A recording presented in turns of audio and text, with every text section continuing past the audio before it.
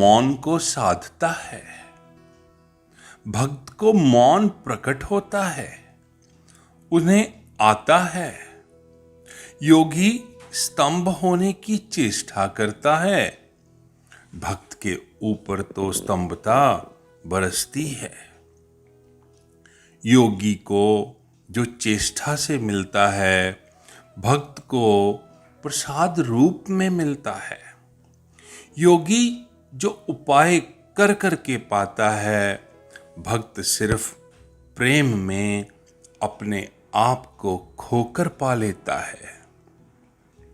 जिस भक्ति को जानकर मनुष्य उन्मत्त हो जाता है, स्तंभ हो जाता है, शांत हो जाता है और आत्मा राम हो जाता है, जब राम और आत्मा में कोई फासला नहीं रह जाता, तो वो आत्मा राम कहलाता है।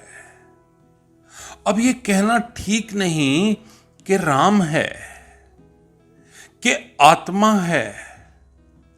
अब कुछ ऐसा है, दोनों हैं, दोनों अलग नहीं, जुदा नहीं, आत्मा राम है। उनसे मिलकर मैं उन्हीं में खो गया, और जो कुछ है वो आगे राज है, बताया नहीं जा सकता, कुछ नहीं कहा जा सकता उसके बारे में। बड़ी रहस्य की बात है, राज की बात है, हासिल करने की बात है। जिंदगानी मैंने हासिल की मर जाने के बाद। जिन्होंने भी पाया मरकर ही पाया। जो मरने से डरते रहे वो चूकते ही चले गए। दो तरह की मौत है, एक जो अपने आप आती है और दूसरी जो हम स्वीकार कर लेते हैं। जो तुम बुला लेते हो, मौत तो अपने से बहुत बार आई और तुम मरे, फिर पैदा हुए, बहुत सारे जन्म लिए। पर जिस दिन तुम मौत को अपने हाथ से स्वीकार कर लोगे, उसी दिन मृत्यु समाधि बन जाती है। जैसे ही तुम मिटे, तुम मरे कि परमात्मा प्रकट हुआ। लोग पूछते हैं कि हम परमात्मा को कैसे खोजें? मत खोजना, खोजना तो है ही नहीं। जब खोजने जाओगे तो परमात्मा बचता ही नहीं। तुम जहां जहां जाओगे उसे कभी ना पाओगे, क्योंकि तुम्हारी मौजूदगी ही परमात्मा है। बस तुम्हारी आंख का पर्दा है, परमात्मा कहीं छिपा नहीं। ये तो अपने मन से पूछो कि परमात्मा को कहां खोजें। इतना ही पूछ लो कि मेरी आंख का पर्दा क्या है, जो है वो दिखाई नहीं पड़ रहा।